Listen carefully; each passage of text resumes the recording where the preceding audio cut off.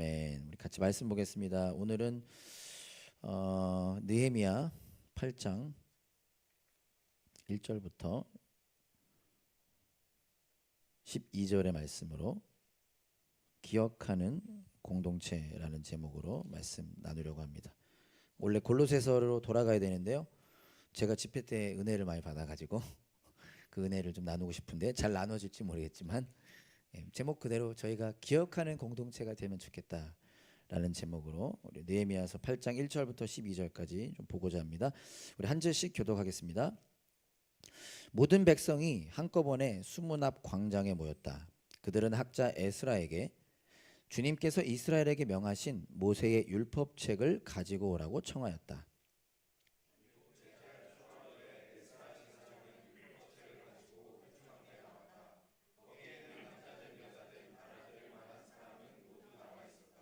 그는 수문 앞 광장에서 남자든 여자든 알아들을 만한 모든 사람에게 새벽부터 정오까지 큰 소리로 율법책을 읽어주었다. 백성은 모두 율법책 읽는 소리에 귀를 기울였다.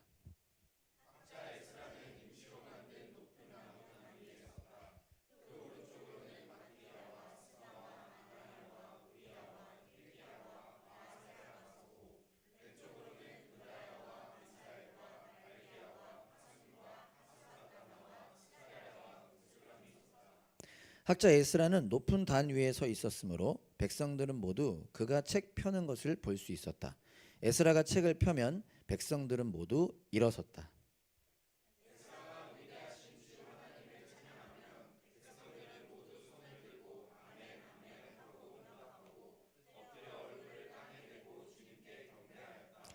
레위 사람인 예수아와 바니와 세레바와 야민과 악굽과 사부대와 호디야와 마아세야와 그리다와 아사랴와 요사밧과 하난과 블라야는 백성들이 제자리에 서 있는 동안에 그들에게 율법을 설명하여 주었다.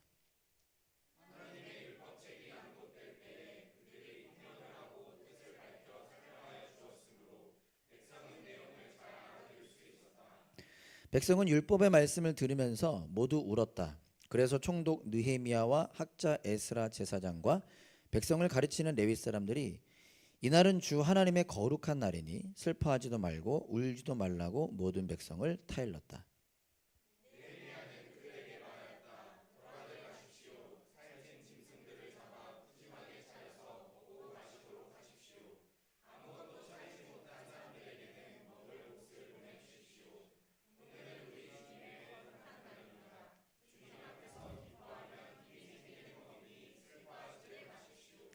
레위 사람들도 모든 백성을 달래면서 오늘은 거룩한 날이니 조용히 하고 슬퍼하지 말라고 타일렀다.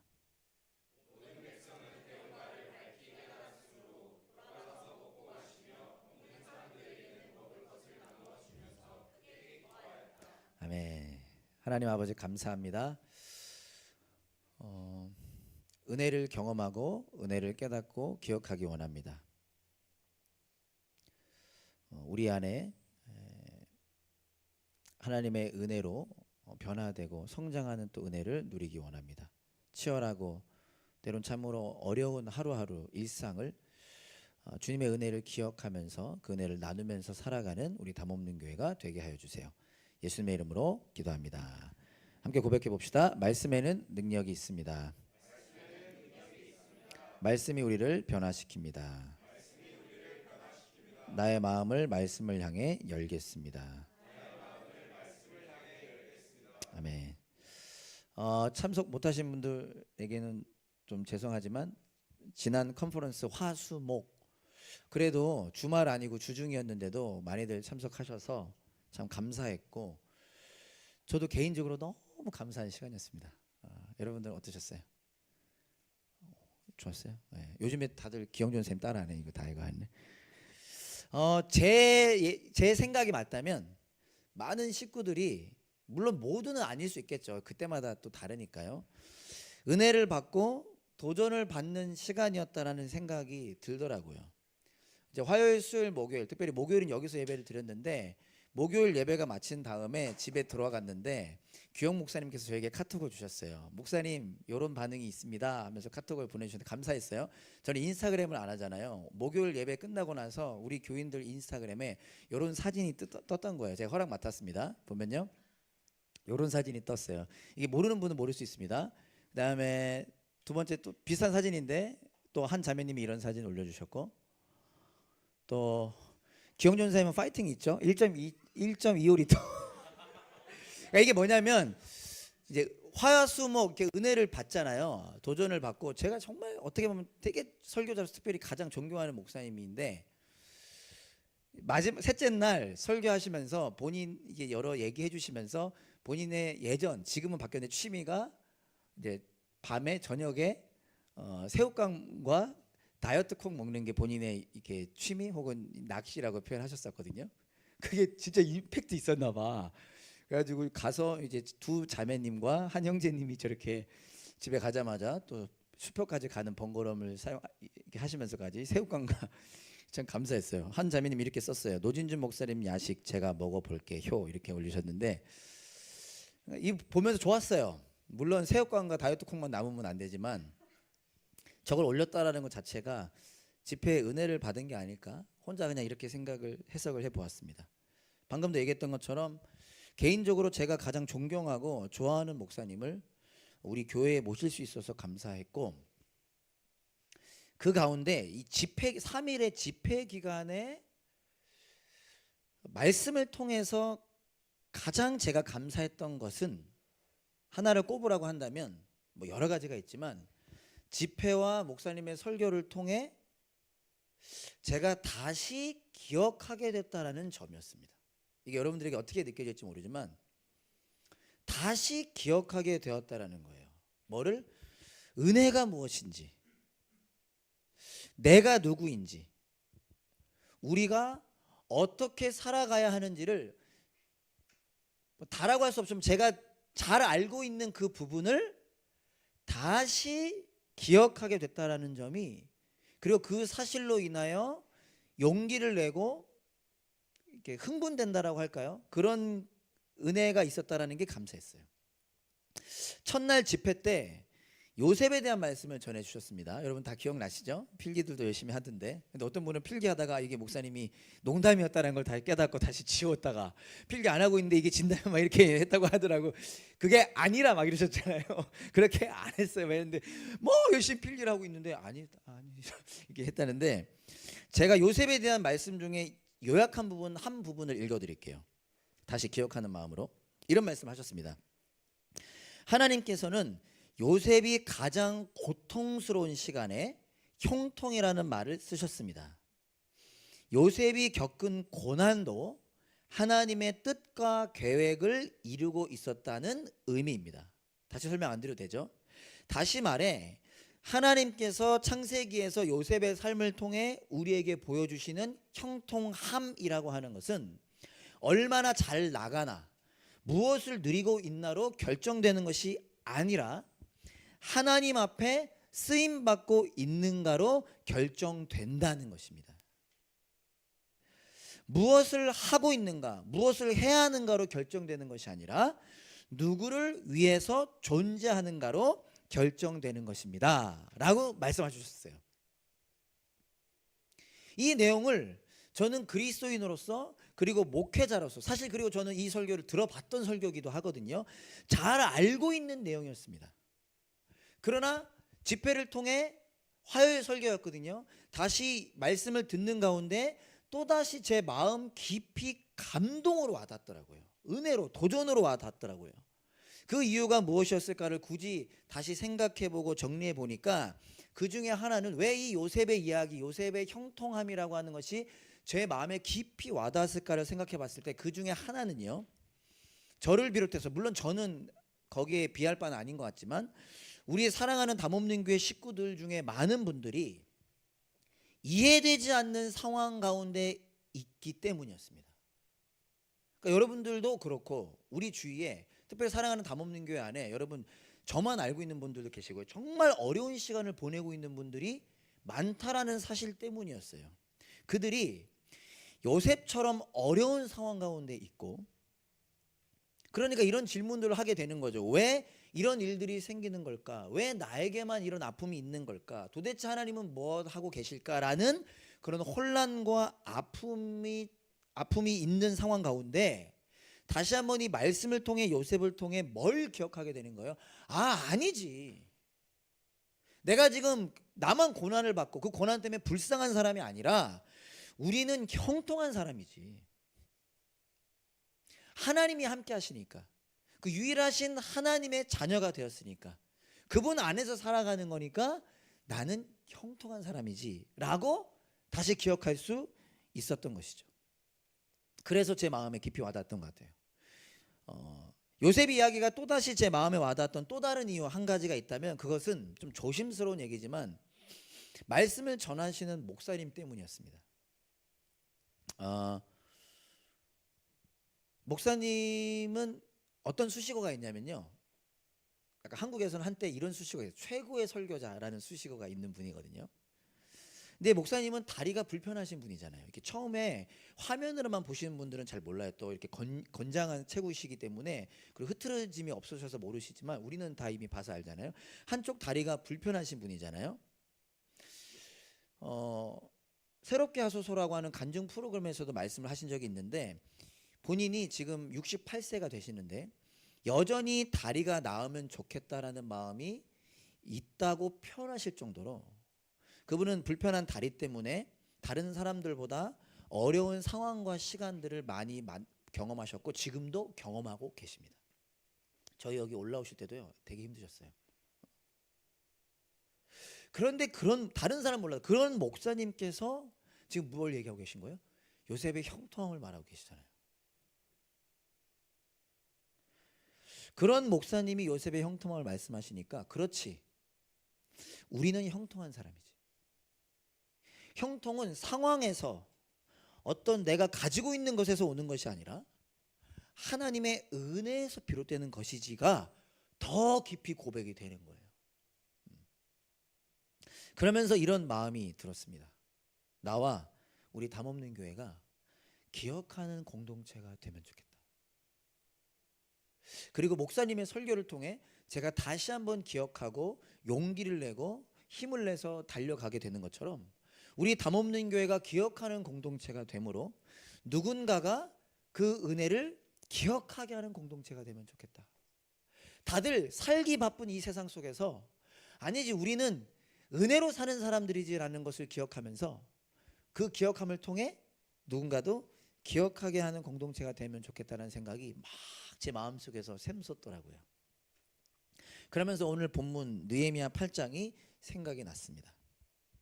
오늘 본문은 이스라엘 백성들이 영적으로 다시 회복하기 시작하는 장면이에요. 그 얘기는 무슨 말이냐면, 그들은 영적으로 무너져 있었고 뿐만 아니라 육적으로도 정신적으로도 모든 것이 무너진 상태였는데 다시 그들이 회복하기 시작하는 아름다운 장면입니다.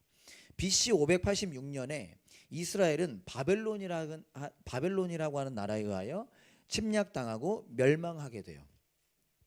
예루살렘 성전, 그들은 하나님께서 함께 하신다라고 하는 상징으로 여겼던 이 성전만큼은 무너지지 않을 거야라고 했던 예루살렘 성전과 그 도시들이 완전히 파괴됩니다. 산산조각 납니다.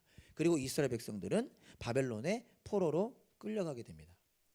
그로부터 대략 50년이 지난 BC 536년에 바벨론의 포로로 끌려가서 살고 있던 이스라엘 백성들 중에 일부가 1차로 포로에서 다시 돌아오게 돼요. 자기네 나라 이스라엘로 다시 돌아오게 됩니다. 그리고 그렇게 돌아온 이스라엘 백성들이 무엇을 시작하냐? 예루살렘 성전을 다시 짓기 시작하고 그 무너졌던 예루살렘 성전이 재건됩니다. 근데 안타깝게도 성전은 재건이 됐지만 성전을 보호하는 성벽은 온전히 재건하지 못해요. 그리고 오늘 본문 느헤미야를 기준으로 한다면 대략 140년의 기간 동안 이 성벽은 없는 상태로 이스라엘 사람들은 살아가요. 여러분, 성벽의 역할이 뭡니까? 성전뿐만 아니라 그 예루살렘이라고 하는 도시를 지켜주는 역할을 하는 게 성벽이잖아요. 특히 그 당시는 그게 되게 중요했잖아요. 성벽이 없다 보니까 그 대략 140년의 기간 동안 이스라엘 사람들은 주변 민족들에게 계속해서 공격을 받고 괴롭힘을 당하게 돼요. 그리고 어느 날 이스라엘 백성들이 성벽이 없어서 계속해서 괴롭힘을 당하고 고통을 겪고 있다라는 이야기를 페르시아에 살고 있던, 이제 바벨론은 멸망하고 페르시아가 되잖아요. 페르시아에서 살고 있던 느헤미야가 듣게 되는 거예요. 자기의 고국 이스라엘 백성들이 성벽이 없어서 고통당하고 있고 괴로워하고 있다는 얘기를 듣게 됩니다. 감사하게도요, 느헤미야는 그 소식을 듣고 슬픔에 잠깁니다. 그리고 금식하면서 기도하기 시작해요. 그리고 하나님 그렇게 금식하고 기도하는 가운데 하나님께서 여러 가지 일해 주셔서 그가 고국 이스라엘로 오게 됩니다. 사람들과 함께, 병력과 함께, 그리고 그런 물건들, 재건할 수 있는 물건들과 함께 돌아와요. 그리고 놀랍게도요, 52일 만에 그 무너졌던 성벽을 재건합니다. 뭐 그 과정은 생략하겠습니다. 여러 가지 공격과 방해가 있었지만 52일 만에 재건해요. 그리고 오늘 8장 본문은 어떤 내용이냐? 그렇게 성전이 다시 지어지고 성벽이 완성된 후에 이제 눈에 보이는 예루살렘 성전과 성벽만 재건되는 것이 아니라 그 안에서 살아가는 이스라엘 사람들의 영적으로 회복되는 장면이 오늘 장면인 겁니다. 다르게 말한다면 성전이 재건되고 성벽이 재건된 후에 그 안에 살아가는 이스라엘 백성들의 정체성과 삶이 다시 회복되어가는 장면입니다. 오늘 본문의 내용은 이렇습니다. 일곱째 달 이스라엘 백성들에게 그게 1월이거든요. 모든 백성이 성전이 재건되고 성벽이 재건된 어느 날 갑자기 모든 백성들이 한꺼번에 수문 앞 광장에 모여요. 다 모입니다. 성경에 보면 모여서 제사장 에스라를 찾습니다. 그리고 하나님께서 이스라엘에게 명하신 모세 율법, 쉽게 말하면 이 성경책을 가지고 와달라고 청해요. 무슨 얘기죠? 이스라엘 백성들이 이제 무엇을 요구하는 거예요? 하나님 말씀이 듣고 싶다는 거예요. 그러니까 하나님의 말씀을 가르쳐 달라는 거예요. 설교해달라는 거예요. 성경 공부를 해달라는 거죠. 에스라가 모인 사람들 앞에서 율법책을 읽기 시작합니다. 참 아름다운 장면인 게 한번 생각해 보세요. 남녀노소를 불문하고 성경은 뭐라고 얘기하냐? 알아들을 수 있는 모든 사람들이 모였다라는 거야. 우리 집회도 그렇긴 했습니다. 말 안 듣는 주한이 죄도 오긴 했지만은 애들도 다 와가지고 그죠? 서리도 오고 뭐 다 와가지고 막 들었는데 알아들을 수 있는 사람은 다 모였어요. 그리고 새벽부터 정오까지 대충 계산하면 6시간 동안 하나님의 말씀을 에스라는 읽고 사람들은 그 말씀에 귀를 기울이고 듣는 거예요. 정말 아름다운 장면이죠. 하나님을 잊었던 사람들입니다. 하나님을 배신해서 하나님을 떠나 살고 죄악 속에 살아서 바벨론 포로로 끌려가기까지 한 사람들이에요. 근데 그들이 바벨론 포로에서 다시 돌아오게 됐잖아요. 다시 돌아와서 성전도 재건했지만 140년 동안 성벽은 재건되지 않은 채로 다시 지어지지 않은 채로 무너진 채로 있었다는 얘기는 사실 어떻게 해석이 될 수 있냐면 그들이 포로로 돌아와서 처음에는 감사와 찬양으로 살아갔지만 다시 예전의 모습으로 돌아갔다라는 거예요. 그러니까 성벽 재건하는데 다시 짓는 데 관심 없고 예배 드리는 데 관심 없고 지금 하루하루 먹고 살기 바쁘니까 그들이 그 삶으로 다시 돌아갔다라는 것을 의미합니다. 좀 강하게 표현해 본다면 그들은 여전히 하나님께서 다시 포로에서 돌아오게 해주셨지만 하나님이 없는 삶을 살아갔다라는 겁니다. 그런데 그랬던 그들이 지금 뭐 하는 거예요? 갑자기 어느 날 광장에 모여서 말씀을 가르쳐 달라고 얘기하는 거예요.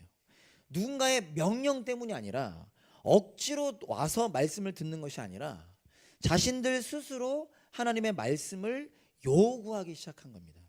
말씀에 대한 갈망이 생기고 영적인 목마름이 생기기 시작했다라는 거죠. 우리식으로 말한다면 영적 부흥이 일어나기 시작했다라는 것입니다.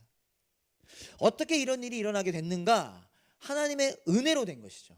하나님께서 그들의 마음을 움직여 주신 것이죠. 그러나 그 가운데 우리가 한 가지 오늘 기억하고 싶은 것은 하나님께서 하나님의 은혜로 영적 부흥을 일으켜 세워 주셨지만 그 가운데 느헤미야라고 하는 한 사람이 있었다라는 거예요. 자기의 고국 느헤미야는 그 이스라엘 떠난 이제 한참 된 사람이거든요. 그런데 그가 자기의 고국 이스라엘이 그리고 이스라엘 백성들이 성벽이 없어서 고통당하고 있다는 소식을 듣고 그냥 흘리지 않았습니다. 그는 슬퍼하며 금식하며 기도하기 시작했어요. 무엇을 위해서 기도했어요? 이스라엘 백성들의 회복을 위해서, 그들의 평안을 위해서, 다시 새로워지는 은혜를 위해서 그는 기도하기 시작했습니다. 그리고 그가 그렇게 기도할 수 있었던 이유는 그가 하나님을 기억하는 사람이었기 때문이에요. 하루하루 하나님의 은혜, 하나님의 존재를 기억하며 살다가 무너져서 고통받는다는 소식을 듣고 그 하나님께 그들의 회복을 위해 기도하기 시작했고, 자기가 할 수 있는 일 하나하나에 순종하기 시작했던 거죠. 느헤미야가 하나님을 기억함을 통하여 이스라엘 백성들이 다시 영적으로 회복하는 일들이 일어나기 시작했다는 사실입니다. 에스라가 단 위에 서서 책을 핍니다. 그리고 그러자 모든 사람들이 일어서요. 이거 많은 교회가 이거 따라서 이제 말씀 읽을 때 일어서서 읽는 거잖아요. 에스라가 위대하신 하나님을 찬양하자 사람들이 손을 들고 아멘 아멘 화답합니다. 참 아름다운 장면이죠. 많은 사람들이 모여 있습니다. 오늘 성경에 보면 8절에 보면 하나님의 율법책이 낭독될 때 그들이 통역을 했다라고 표현되는데, 이게 뭐냐면요, 지금 모여있는 수많은 사람들이 바벨론의 포로로 있다가 다시 돌아온 사람들이었기 때문에 그들은 그 당시 성경이 기록된 그 히브리어가 서툴렀을 거예요. 그래서 에스라가 단 위에서 히브리어로 기록된 하나님의 말씀을 선포하면 아까 이름이 나열됐던 레위 사람들이 백성들 사이사이를 돌아다니면서 그 선포되고 낭독되는 그 히브리어를 아람어로 통역해 주는 거예요. 우리 세영이가 이브 때 늘 통역해 주는 것처럼 통역해 주는 거예요. 근데 그때 어떤 일이 일어나느냐, 에스라는 앞에서 계속해서 하나님의 말씀을 선포하고 레위 사람들이 막 통역을 해주자 어떤 일이 일어나냐면 사람들이 울기 시작합니다. 눈물을 흘리기 시작해요. 단순히 그냥 눈물을 흘리는 게 아니라 뭐죠? 지금까지 잘못 살아왔다라는 것을 깨닫게 된 것입니다. 아, 우리가 하나님을 떠났었구나. 우리가 하나님을 떠나 우리가 하고 싶은 대로 살아왔구나. 그 죄 때문에 우리가 멸망한 거구나. 그래서 우리가 포로로 끌려갔던 것이구나 라고 하는 자신들의 죄의 문제를 그들이 깨닫고 보게 된 것입니다.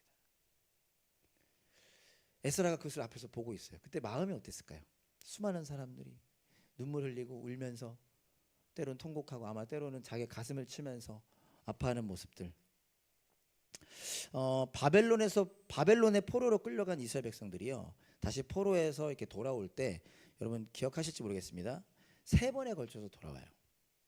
3번에 걸쳐서 돌아오는데, 에스라, 지금 단 위에서 하나의 말씀을 새벽부터 정오까지 선포했던 이 에스라는 두 번째로, 그러니까 2차 귀환할 때 왔던 사람입니다. 1차, 2차, 3차로 귀환하거든요.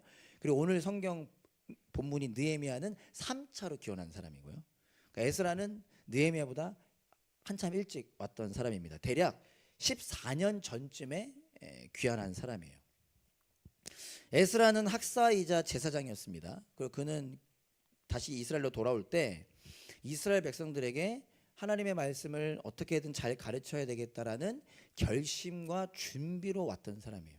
그러니까 그가 자신의 고국 이스라엘로 돌아와서 얼마나 열정적으로 사람들에게 하나님의 말씀을 가르쳤겠습니까? 아마 제 생각에 매일 사람들을 격려하고 다그치면서 말씀의 자리로 초대했을 거예요. 저도 노진주 목사님 모시는 이 집회 초대하고 나서 좀 소극적으로 많이 바뀌긴 했지만 진짜 매일매일 간절히 기도했어요. 하나님 많이 오게 해주세요. 첫날 왔더니 제 예상보다 많이 오고 제 기대보다는 조금은 그래서 이제 목사님이 대충 숫자를 세주셨는데 80명이라는, 그래서 그 다음날 수요일 밤에 돌아가가지고 내일은 더 많이 오겠어요. 더 많이 오겠어요. 그다음에 근데 비슷하게 왔대. 그리고 수요일 날 돌아가서 더 많이 오겠어요. 더 많이 오겠어요. 저도 그런데 에스라의 마음은 어떻겠습니까? 그것도 완전히 무너져 있는 그들 앞에 어떤 마음으로 왔겠습니까? 매일 사람들을 격려하고 다그치면서 말씀의 자리로 초대했을 것입니다. 그리고 열심히 말씀을 선포하고 가르쳤겠죠. 말씀에 귀를 기울이는 사람들이 있었을 겁니다. 말씀에 반응하는 사람들이 있었을 거예요. 그러나 시간이 좀 지나면 다시 돌아서는 사람들, 다시 외면하는 사람들, 다시 마음대로 사는 사람들. 그럼 어떻게 했어요? 다시 또 찾아가서 사람들을 격려하고 다그치고 말씀의 자리로 오세요. 예배 자리로 오십시오. 집회로 오십시오. 사람들을 초대했을 겁니다. 또 오는 사람들이 있었겠죠. 반응하는 사람들이 있었겠죠. 그러나 하루 이틀 지나면 또 이내 다시 돌아서고 외면하고. 우리도 그러지 않습니까? 쉰캠프 때 은혜 엄청 받았는데 쉰캠프 언제 작년이었나? 그죠? 그러다가 감사하게 또 신만난 성경사 오셔서 또 은혜 받았지만 또 용서 별로 안 하고 싶어지고 그러다 다시 또 이번에 그저 집회하고 이런 것들이 계속 반복되다가 언제부턴가 사람들이 완전히 잊어가기 시작했습니다. 그 증거 중에 하나가 뭐라 그랬죠? 에스라가 오고 나서 14년쯤 뒤에 느헤미야가 왔는데 성벽은 그대로 무너진 상태였다 그랬어요. 성벽이 그냥 무너졌다는 것이 아니라 그 의미는 뭐죠? 사람들이 영적으로 다시 회복되지 않았다라고 하는 증거거든요. 에스라가 처음 왔을 때는 말씀에 반응하고 말씀대로 살아가려고 했지만 어느 시점부터인가 사람들은 아무도 아무런 반응이 없었을 겁니다. 에스라가 아무리 오라 해도 오지 않고 외쳐도 듣지 않고 그렇게 아마도 몇 년이 지난 어느 시점에 아무도 에스라를 찾지 않다가 갑자기 어느 날 에스라를 사람들이 찾아온 것이죠. 우리 수문 앞 광장에 모였으니까 좀 와달라고, 말씀을 좀 가르쳐달라고. 물론 이렇게 안 했겠지만 한 6시간 정도 말씀을 좀 가르쳐 선포해달라고. 여러분 어땠을까요? 지쳐서 그만하고 싶은 마음이 들지 않았을까요? 여러 번 해봤잖아요. 몇 년을 그렇게 해봤잖아요. 오늘 하고 나서도 또 똑같아질 거라는 생각하지 않았을까요? 해봤자 소용이 없을 거라고 생각할 수 있지 않았을까요? 그런데 그건 저의 생각이었고 에스라는 또다시 단 위에 올라갑니다. 또다시 단 위에 올라가요. 그리고 무엇을 하죠? 하나님은 위대하십니다 라고 찬양해요. 그리고 성경을 펼쳐서 자그마치 6시간 동안 6시간인지는 알 수 없지만 새벽부터 정오라고 하니까 해 뜰 때부터 정오까지니까 하나님의 말씀을 계속 선포하기 시작합니다. 여기 조심스러우면 이게 좀 어려워요. 왜냐면 아까 사람들이 히브리어 모른다 그랬잖아요. 제가 가장 힘들게 설교한 기억을 꼽으라 그런다면 우간다 가서 설교하는 거예요. 제가 영어로 설교하면 옆에서 영어를 우간다어로 통역하거든요. 근데 저는 영어도 서툴잖아요. 그리고 막 하고 싶은 거 못 하잖아요. 왜냐면 원고 그대로만 읽어야 되니까. 그럼 딱딱한 영어를 읽고 가끔은 어떤 생각이 드냐면 내 영어를 알아들었을까? 내가 말한 대로 통역할까? 왜냐면 한 2번 3번 에도드 목사님이 올라와가지고 그거 아니라고 다시 하더라고.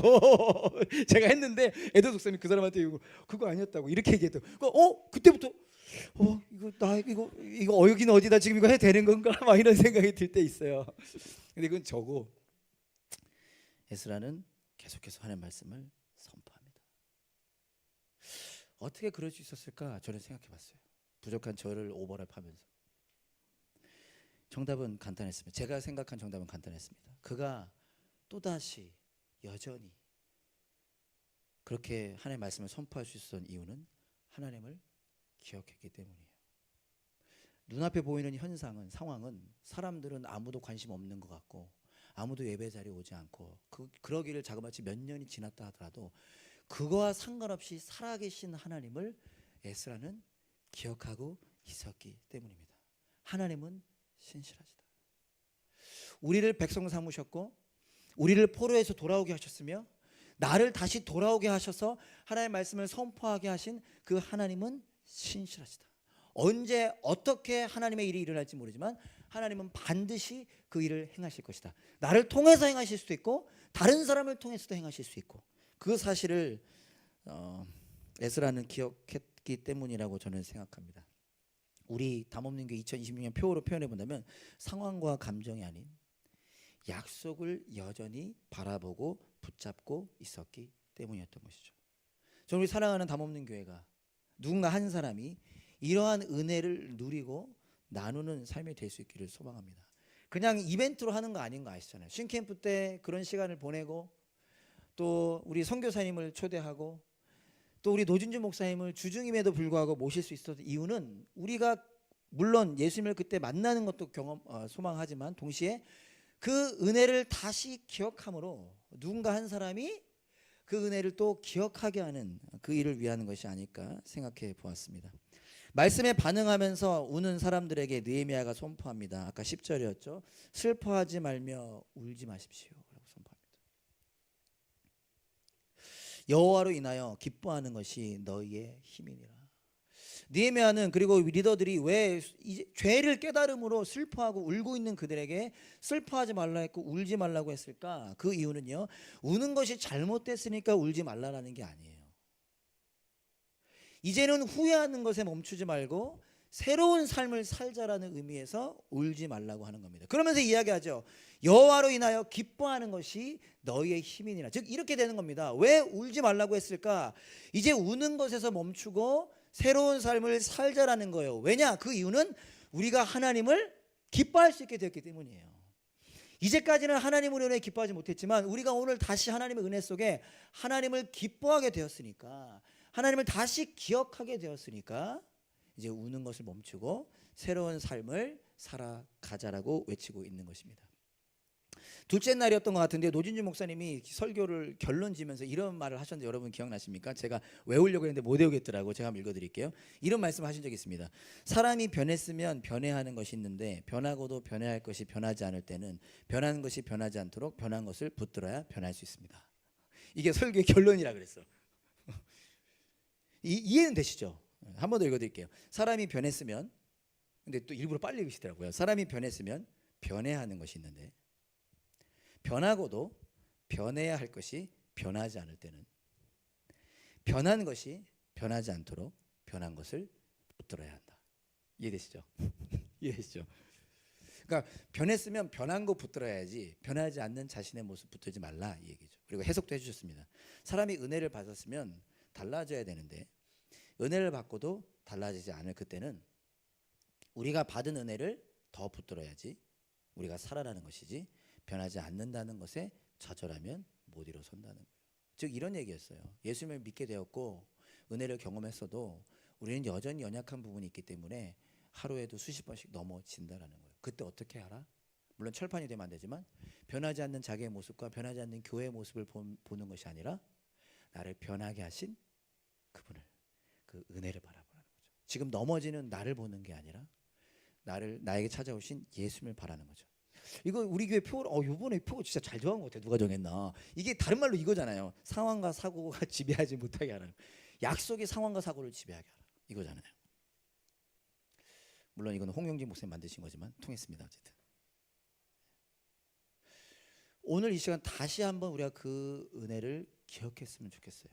여러분, 우리는 하나님의 꿈을 꾸게 된 사람들이고 우리는 헌신된 자들이며 일꾼된 자들이라는 거예요. 계속해서 어려운 상황과 넘어지는 나를 바라보는 것에서 그 하나님을, 그 예수님의 십자가 사랑을, 그 은혜를 바라보는 그 기억을 우리가 다시 시작하기를 원하는 것입니다. 느헤미야가 13장에서 이런 말을 해요. 이거 다 같이 한번 읽어볼까요? 느헤미야 13장 31절, 우리 뒷부분 중간 두 줄 있죠? 나의 하나님, 저기서부터 한번 읽어봅시다. 시작. 나의 하나님, 나를 기억하여 주시고 복을 내려 주십시오 라고 합니다. 이게 느헤미야의 마지막 장 마지막 절입니다. 시간 관계상 물론 시간이 많을 수 있지만 제가 간단히만 설명드리면 이게 언제냐면요, 느헤미야 13장이 마지막 장이잖아요. 그 시간 순서로 보면 구약의 마지막이라고 할 수 있거든요. 오늘 본문인 8장으로부터 몇 년이 지났을 때예요. 몇 년인지는 학자들마다 좀 차이는 있지만 미니멈 2년, 맥시멈 한 10년 정도 보는데,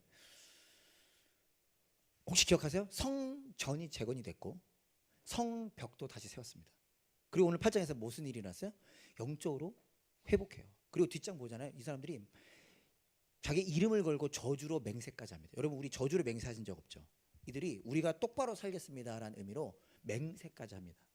그리고 나서 느헤미야가 다시 고국 자기가 일했던 페르시아로 돌아가요. 그리고 다시 돌아왔는데 어떤 일이 일어났냐? 난장판이야. 더 난리가 났어. 저주로 맹세까지 해놓고서 하나도 안 지키고 예배도 안 드리고 오히려 예루살렘 성전에 제사장들과 레위인들을 위한 곳을 권력가들에게 내어주고 그래서 제사장들과 레위인들이 먹고 살 수가 없으니까 예배도 없고 말씀도 없고 완전 난장판으로 돌아온 모습을 느헤미야가 보게 됩니다. 그 오늘 생략했지만 느헤미야가요. 그러고 나서 어떻게 하냐면요. 다 뒤엎어요. 막 집어 던져. 막 물건 그 권력가들의 집은 막 다 집어 던져요. 그리고 나서 마지막에 하는 기도가 나의 하나님 나를 기억하여 주시고 복을 내려 주십시오. 돌아왔더니 또다시 예전으로 돌아갔습니다. 더 형편없어졌어요. 그때 우리였다면 그 모습을 보면서 어땠을까요? 근데 느헤미야가 뭐라고 고백하냐면 나의 하나님 나를 기억하여 주세요라고 고백합니다. 절망 속에서 포기하지 않은 거예요. 이 말씀이 위로가 되는 이유는요. 느헤미야가 왔다가 그냥 절망만 했다면 그냥 돌아갔을 텐데 그가 다시 예루살렘 성전에 들어가서 막 헤쳐요. 막 다 집어 던집니다. 단순히 화를 내는 게 아니라 그 얘기가 뭐죠? 다시 새롭게 시작하려고 하는 마음의 표현인 거잖아요. 그는 절망 속에서 절망하지 않았습니다. 포기하지 않았습니다. 포기할 수밖에 없는 상황 속에서 뭐 한 거야? 또다시 하나님을 기억하고 하나님을 바라본 겁니다. 하나님은 나를 기억하신다. 하나님은 여전히 형편없는 이 이스라엘 백성들을 기억하신다라고 기억한 것이죠. 사랑하는 여러분, 말씀을 마치면서요. 우리 담없는 교회가 저와 여러분들이 기억하는 공동체가 되길 원하는데 어떤 면에서는 기억하는 것도 힘들잖아요. 기억하는 것도 우리의 의지와 노력일 수 있잖아요. 근데 우리가 하나님을 기억할 수 있는 이유와 동기는 무엇이냐? 하나님이 우리를 기억하신다라는 사실입니다. 하나님이 우리를 기억하시기 때문에 우리가 그분을 기억할 수 있는 거예요. 하나님이 우리를 기억하시기 때문에 우리가 그 은혜를 기억할 수 있는 것입니다. 그 증거가 무엇이죠? 예수님의 십자가와 부활이라는 거예요. 하나님이 우리를 기억하신다. 예수님의 십자가와 부활이 그 사실을, 그 사랑을 증명한다라고 하는 그 사실이, 변하지 않는 사실이 저와 여러분들이 그 은혜를 다시 기억하고 붙잡을 수 있는 근거라는 사실을 기억함으로 집회 때 받은 은혜 여러분 얼만큼 간직하고 계실지 모르겠습니다. 그럼에도 불구하고 우리가 다시 은혜를 기억하고 그 은혜를 나누는 저와 여러분들의 삶이 될 수 있기를 간절히 소망합니다. 우리 같이 일어나셔서 함께 찬양하실까요?